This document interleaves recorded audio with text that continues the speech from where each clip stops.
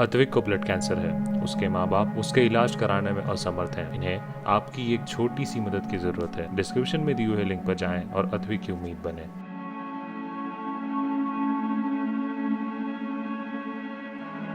मायावती की एक आई press release ने अचानक ही बसपा के भीतर तूफान ला दिया।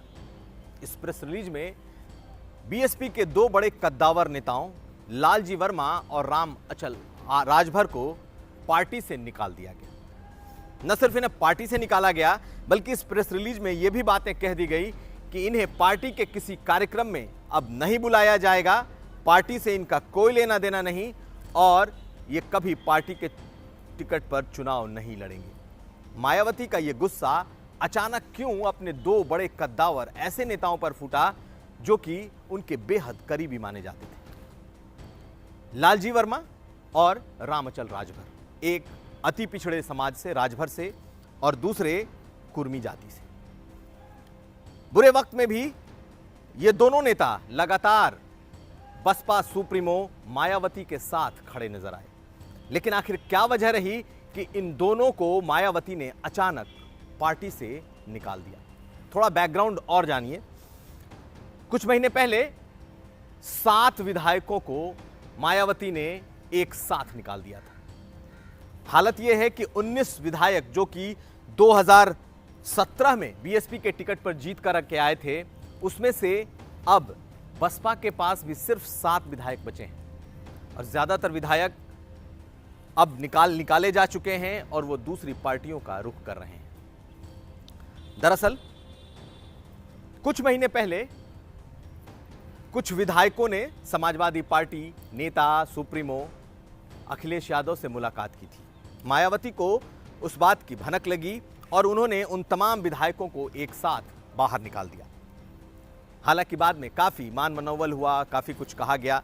अभी तक वो अखिलेश यादव की पार्टी में शामिल नहीं हुए हैं वो विधायक, लेकिन माना यह जा रहा है कि जल्द ही वो पार्टी में शामिल भी हो सकते हैं। दूसरी तरफ रामअचल राजभर और लालजी वर्मा के बारे में किसी ने सोचा नहीं था कि उन पर भी ऐसी गाज अचानक से गिर जाएगी। मायावती इस बात के लिए जानी जाती हैं कि अगर उनके पास कोई भी ऐसी खबर आई कि कोई उनके साथ गद्दारी कर रहा है या फिर पार्टी का कोई नेता पार्टी छोड़ सकता है, तो वो पार्टी छोड़े उसके पहले ही उस पर कार्रवाई कर देती है।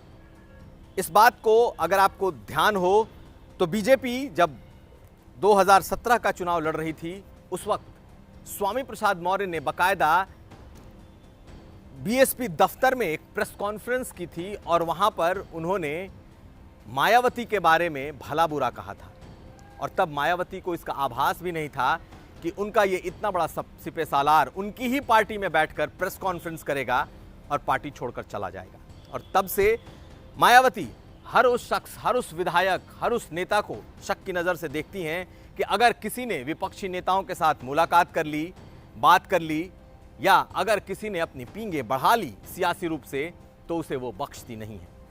फिलहाल मायावती का यही एक तरीका है और कहा यह जा रहा है कि पिछले कुछ दिनों से रामअचल राजभर और लालजी वर्मा दोनों समाजवादी पार्टी, और लालजी वर्मा तो बीजेपी के भी संपर्क में थे और यह बात मायावती को पता लग चुकी थी। लेकिन क्या ये पार्टी छोड़ने वाले थे या फिर ये जो संपर्क था या ये जो मुलाकातें थी ये महज एक सियासी मुलाकात थी? दरअसल मायावती किसी को बख्शती नहीं है। हालांकि इससे सबसे बड़ा नुकसान उनका खुद का हो रहा है, क्योंकि उनकी पार्टी के ज्यादातर नेता उन्हें छोड़कर जा चुके हैं।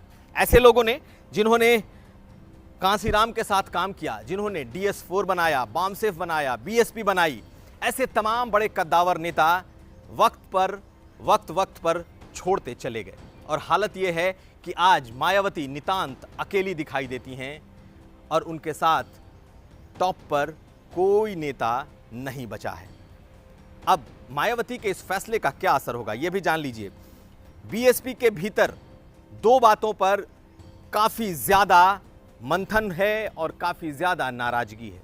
पहला, जब समाजवादी पार्टी और बसपा का गठबंधन हुआ तो चुनाव के तुरंत बाद जब बसपा ने 10 सीटें जीती तो उन्होंने अखिलेश यादव से संबंध तोड़ लिए।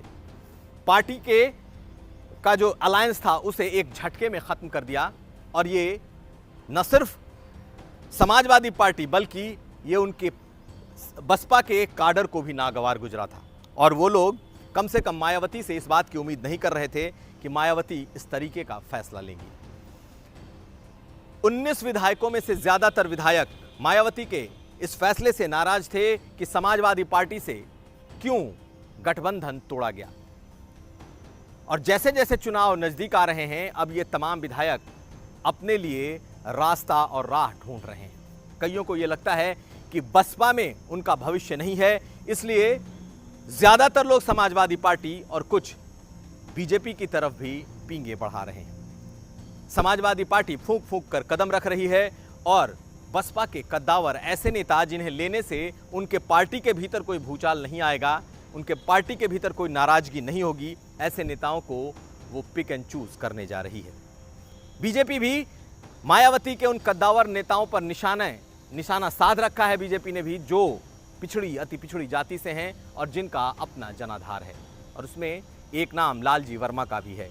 लालजी वर्मा के बारे में यह कहा गया कि वो समाजवादी पार्टी से भी उनकी बातें हुई और अब की स्थिति यह है कि बीजेपी में भी उनकी बातें हुई हैं। तो कुल मिलाकर मायावती को सबसे बड़ा नुकसान, और सबसे बड़ा नुकसान इसलिए क्योंकि उनके सभी बड़े नेता एक एक करके या तो पार्टी छोड़कर चले गए या जो बचे उन्हें मायावती ने शक के आधार पर पार्टी से वक्त वक्त पर वो बाहर करती रही और इस वक्त वो अकेली बची हैं। अब देखना यह है कि 2022 के चुनाव में क्या मायावती का अपना अकेला जलवा काम आता है, क्योंकि उन्हें लगता है कि उनका वोट बैंक सिर्फ उनके साथ है, सिर्फ हाथी को वोट देगा। लेकिन अगर बड़े नेता यूं ही छोड़ते चले गए या वो निकालती चली गई तो पार्टी का क्या हश्र होगा। सचमुच इस वक्त ये माना जा रहा है कि बसपा सबसे बड़े संकट से गुजर रही है और बसपा जिस ताकत के बल पर थी वो सिर्फ उसका वोट बैंक नहीं, उसके कई ऐसे बड़े नेता थे जो मायावती के साथ थे। अब देखना यह होगा कि मायावती के इस कड़े फैसले से उनकी कड़क और सख्त छवि तो बरकरार रहेगी, लेकिन क्या उनका वोट बैंक बचा रह पाता है या नहीं। कुमार अभिषेक, यूपी तक।